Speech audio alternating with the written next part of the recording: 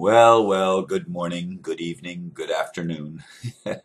For me, it's 3:33 a.m. on Saturday morning. This will be the video for Sunday morning, the 10th of November. I got about 3 hours of sleep last night. Uh, Woke up just slightly after 1 o'clock and didn't want to get up, but I did get up and uh, uploaded or posted my uh, YouTube video with Aristo up on Facebook on my wall and my fan page, and went back to try to go to sleep. Laid there for a good while, realized it wasn't going to happen. So I got up and looked at a few emails and decided to do my video for tomorrow early because I have an extremely busy day today helping my daughter um, start her move. They will be living with me in less than 2 weeks. So my home life is going to change considerably. Having 3 children in the house, it's going to be something else.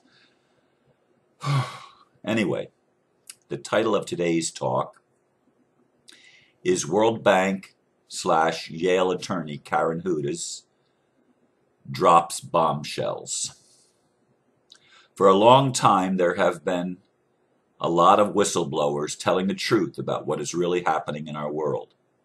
However, few of them have the credentials Karen Hudas, who is a Yale Law School graduate who worked for the World Bank for over 20 years, rising to the level of senior counsel in the legal department.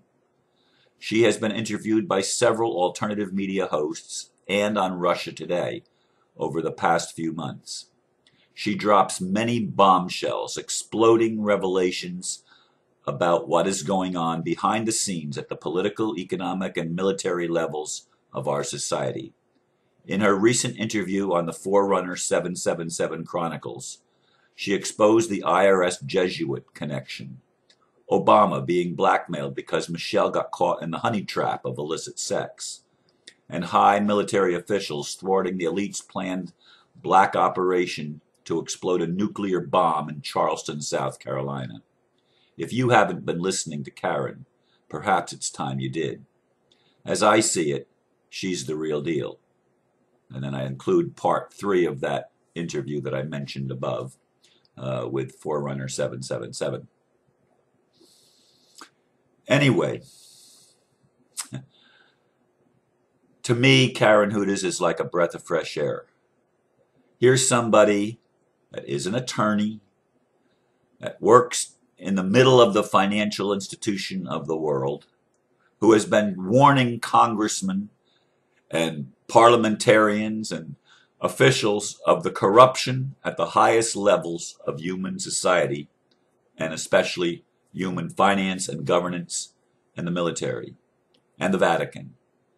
I mean, here's a lady who has a big mouth, as she says, and she's not afraid to say what she knows to be true and what she's learned from those that she's working with to try to turn things around.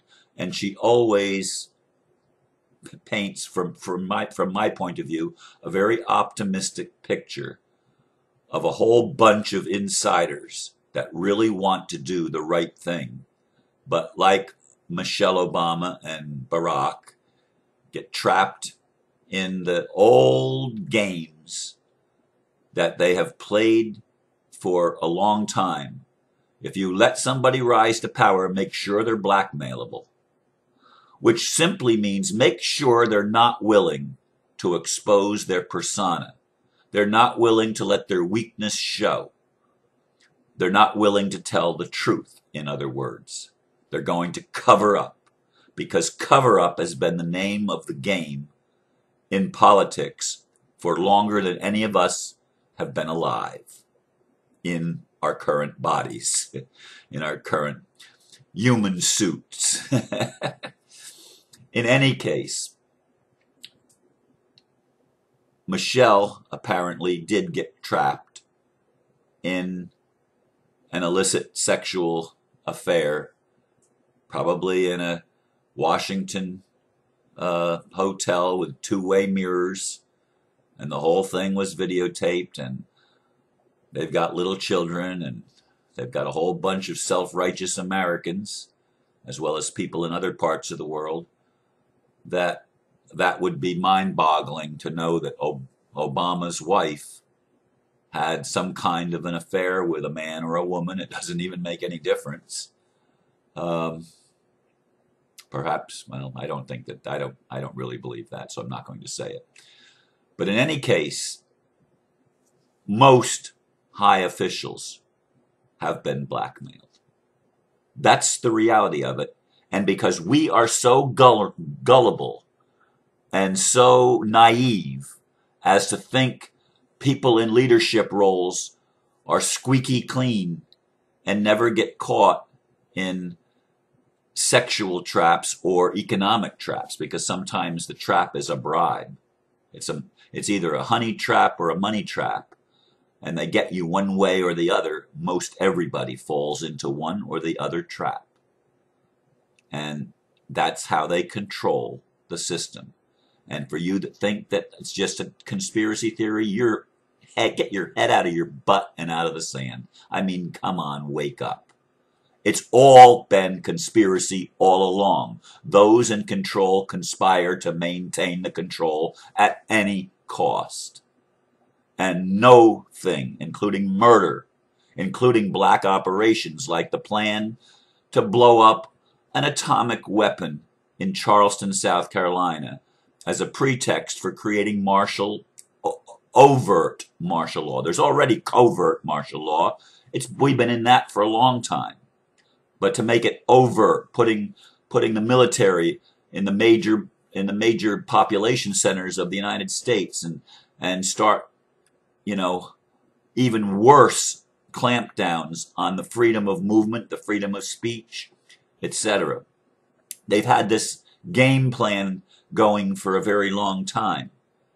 And every major event that makes mainstream media news over and over again, whether it's shootings in schools or universities, or whether it's some so-called terrorist attack, they're all inside jobs planned by people at the top, and Karen Hudas is not afraid to tell it like it is, to tell the truth about it. And she's telling us that there are high-up military people. They're the ones that are getting fired because they won't go along with the plan. So they're getting removed.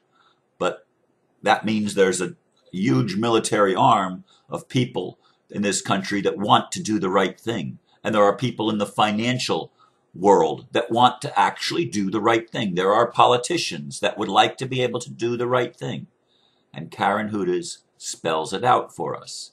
And she drops this other bombshell that not all, she didn't say all, was it 60% or 40%, I can't remember which, of all the taxes collected in the United States go to the Vatican, to the Jesuits. That's the Jesuit IRS connection that she talked about. And our taxes do not go, what doesn't go to the Vatican goes to London, to the city of London, and to the control grid. The United States is run on drug money, okay? That's what the United States government and all of the courts and everything, they're run on extortion, on an extortion racket of dealing with things that they've made illegal so that they can control the game. It's all about control. It's all about fraud. It's all about corruption. It's corrupt all the way through, except that there are people that don't want the corruption. There are finally people that are high up that are saying, wait a minute, we've been trying to fix this. My job, Karen Hudas says, was to report the corruption, report the fraud, report the things. And she tried to report it. And they turned a blind eye and a deaf ear to her and finally fired her. That's how the system works. If you don't believe it, wake up. Wake up. We've been trying to tell you this for a long time. And here's somebody, I don't know if she was part of Skull and Bones. I don't know if women can be part of Skull and Bones. but she was a graduate of Yale Law School. That's where George Bush graduated from. That's where John Kerry graduated from. They were Skull and Bone uh, fraternity brothers, or whatever you want to call it. That was their fraternity. And Skull and Bones, all the people that go through Skull and Bones end up in high corporate or government positions. And then they play the roulette thing of going through the various positions so that they move from government back into the financial industry, back into the corporate structure, and they just move these people around to control everything in the media or whatever. And she says that all mainstream media is controlled. No shit, Sherlock. That's the way it is. Everything in our world has been under the control of corrupt people. Corrupt people. And many people are waking up. As Aristo said, one of the early ones was Bill Cooper.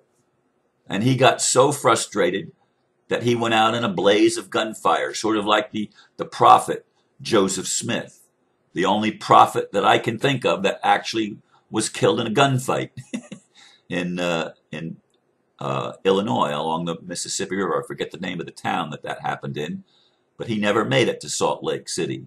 That was Brigham Young that took the Mormons across there.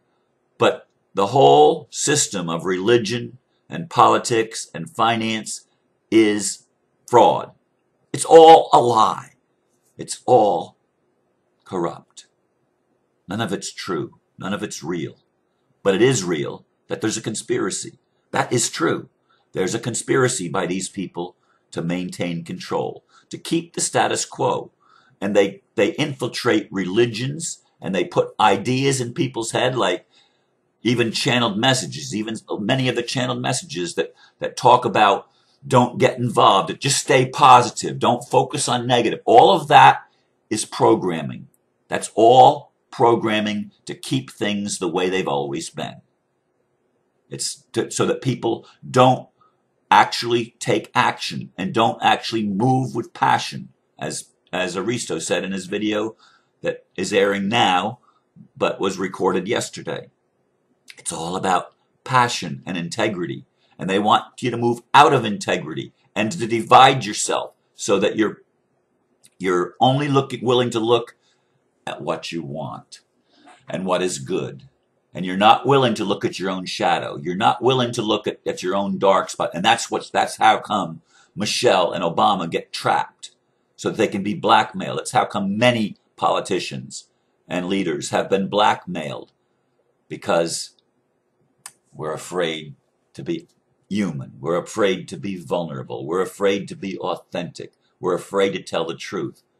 Most humans, if given the opportunity to have sex with somebody that's highly attractive, would go for it. Most would. I would be hard pressed, quite honestly, not to go for it myself. I've been celibate for over 2 years, 2.5 years, really, I guess, since I've last actually hugged somebody naked. But it's something that I think about. But I'm not afraid to say it. I'm not afraid to say that this is who I am. But I'm scared shitless of getting involved with anybody, because I have a mission. And if I take my energy and I start putting it into something else, into a relationship or something, how the heck am I going to finish doing what I came here to do, which is to help be a mouthpiece, at least that much, for establishing something that is positive and of change that's moving us in a better direction, and exposing the fraud, exposing the corruption, like Karen Hudes is doing. And I applaud her. I applaud her. And I applaud all of those that are doing this. And as I said in the video the day before yesterday, or the one that was aired yesterday, that I did the day before that, we've got to stop. We that want freedom, we that want good, have to stop fighting. We have to get off our self-righteous high horse and get down to reality. That everybody has skeletons in their closet of one form or another, and anybody that doesn't hasn't really lived much, and you probably wouldn't want them to be in a leadership role because they don't have any life experience that's worth anything. They've lived a life of total passivity and out of integrity, just trying to do what is expected of them, and they've never stepped out of line. And you want to trust somebody that has no life experience like that? Or do you want to trust somebody that's made a lot of mistakes and maybe learned a few things from the mistakes that they've learned? We are so naive, so ignorant of so many things, and we allow ourselves to be enslaved, and in effect, the whole world is blackmailed because so many of us are so afraid to tell the truth, to be authentic, to be genuine, to be real. So many of us are afraid to own our own shadow, our own dark side, and to tell the truth. I appreciate Karen Hudas. I appreciate her a lot. Somebody said, why don't you interview her? Well, if she wanted to be interviewed by me, I would, but I don't usually approach people to interview. If they ask me, I usually grant an interview. I don't usually say no. I did have one person from Canada once interview me, and he must not have liked what I had to say. I don't even remember the name now, but we recorded a half-an-hour interview, or maybe even longer than that, and it never was aired. If it was, he never told me that it was aired, and he didn't bother following through. In any case, I want you to pay attention if you haven't been paying attention. I want you to share Karen's videos with people that think that conspiracy theorists are nuts, and somehow they're the ones that are insane. Actually, the people that don't believe in conspiracy theories are the ones that are insane, and again, they're not theories. They're conspiracy facts. They are the realities of our world. And when we embrace and own the realities, we might have a chance to actually do something about it and change something. And that is about being and doing. And being is, Neil, just as for you, being is about just simply being in a body. And having even a little bit of consciousness is being at that level. We are all being. Don't think that there's anybody, even somebody that's asleep, that's not being asleep. We're all being. The problem isn't with being, the problem is with doing. And it's time that we start doing what we need to do to fix the world, face the problems and fix them, and to start loving each other and cooperating with each other instead of fighting each other all the time. Thank you for listening, and namaste.